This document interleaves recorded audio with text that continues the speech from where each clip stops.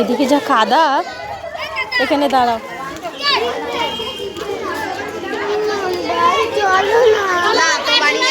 দাঁড়াও, চলো চলো। এই তো এই তো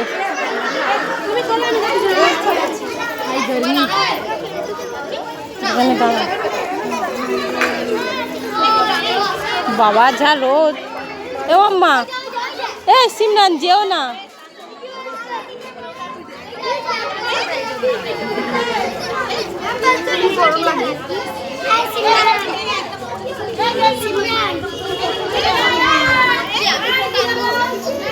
এ নাও নাও ধরো, এ নাও এই দুটো ধরো।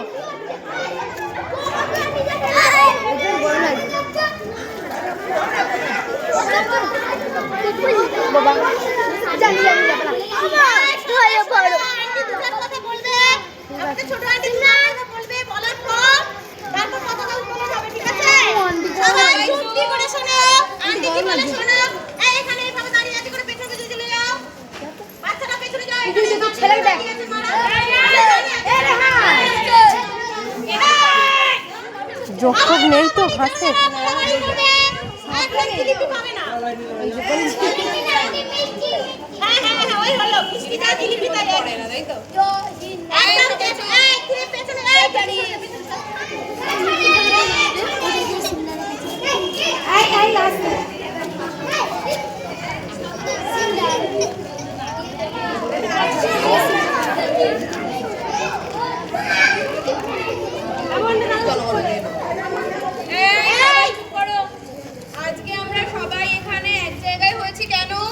আজকে 15ই আগস্ট, তাই তো? স্বাধীনতা দিবস 1947 সালে, অর্থাৎ আজ থেকে 79 বছর আগে আমাদের দেশ স্বাধীন হয়েছিল। 1947 সালের 15ই আগস্ট।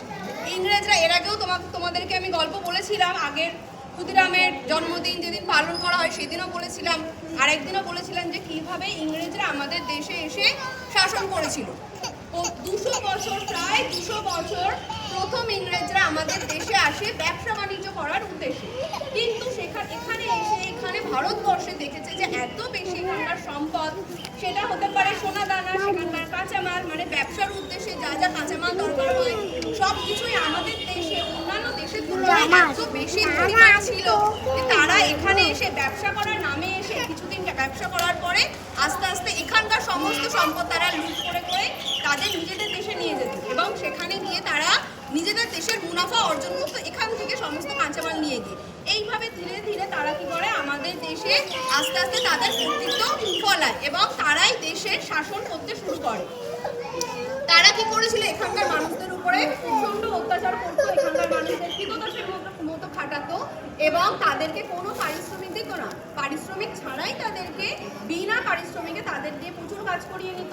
উপরন্তু এখানকার মানুষদের তারা খুব ঘৃণা করতো, যে হ্যাঁ ভারতীয় মানে তারা ঘৃণ্য বস্তু বা ঘৃণ্য মানুষ, বা এখানে মানুষদের সঙ্গে ব্রিটেনরা ভাবতো কি যে কালো চামড়ার মানুষ বা কুকুরের সঙ্গে তুলনা করতো। সেগুলো আমি আগে একটা গল্পে তোমাদের বলেছিলাম যে কোনো রকম কোনো সুযোগ সুবিধা এখানে দিত না। কয়েকজন মধ্যবিত্ত বা একটু যারা উচ্চবিত্ত, যারা একটু পড়াশোনা শিখেছিল, বিদেশ থেকে গিয়ে পড়াশোনা করেছিল, তারা কি করলো, এই ভাবলো কি যে আমাদের দেশের স্বাধীনতা আমাদেরই হাতে নিয়ে নেওয়া উচিত। কেন আমরা অন্যের দেশে অন্য লোকেদের শাসন আমরা কেন সহ্য করবো, তাই না? এইভাবে যারা বেশ কিছু উচ্চবিত্ত মানুষ ছিল, যারা বাইরে থেকে পড়াশোনা করে জানা মানুষ, আমরা নাম জানি, নেতাজি সুভাষচন্দ্র বসু, মহাত্মা গান্ধী, তারপরে ভগৎ সিং, ক্ষুদিরাম, আগের দিন বলেছিলাম ক্ষুদিরাম, প্রফুল্ল চাকি, বিনয় বাদল, দীনেশ, এই সমস্ত বিপ্লবী যারা ছিলেন, বিপ্লবী বীর, তারা কি করেছিল যে দেশের জন্য কিভাবে স্বাধীনতা আনা যায় সেই জন্য তাদের জীবন বলিদান দিয়েছিল। অর্থাৎ তার জন্য তাদের কোনো অনুশোচনা বা অনুতাপ নেই, কারণ তারা জানতো হেন কেন প্রকারেই হোক আমাদের দেশে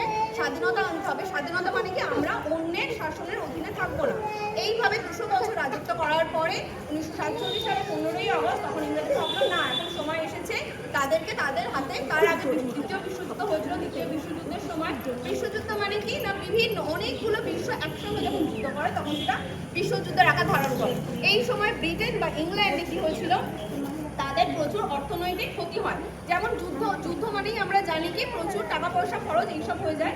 তখন তাদের পক্ষে আমাদের দেশ শাসন করা আর হয়ে উঠছিল না। তখন তারা ঠিক করলো আর আমরা এখানে থাকবো না, তাহলে এখানকার মানুষদের উপর এখানকার দেশের দায়িত্ব আমরা দিয়ে চলে যাবো। এইভাবে ওই দিন 1947 সালের 15ই আগস্ট তারা কি করলো, আমাদের দেশের মানুষের হাতে আমাদের দেশের সমস্ত শাসনভার দায়িত্বভার দিয়ে তারা তাদের দেশে চলে গেল। ওই জন্য এই দিনটাকে, যেহেতু আমরা ইংরেজদের পরাধীনতা থেকে মুক্ত হয়েছি বলে আমরা প্রত্যেক বছর আমরা এই দিনটাতে পালন করি স্বাধীনতা দিবস হিসাবে। বোঝা গেল? এটুকুই বক্তব্য ছিল। এবার পতাকা তোলা হবে।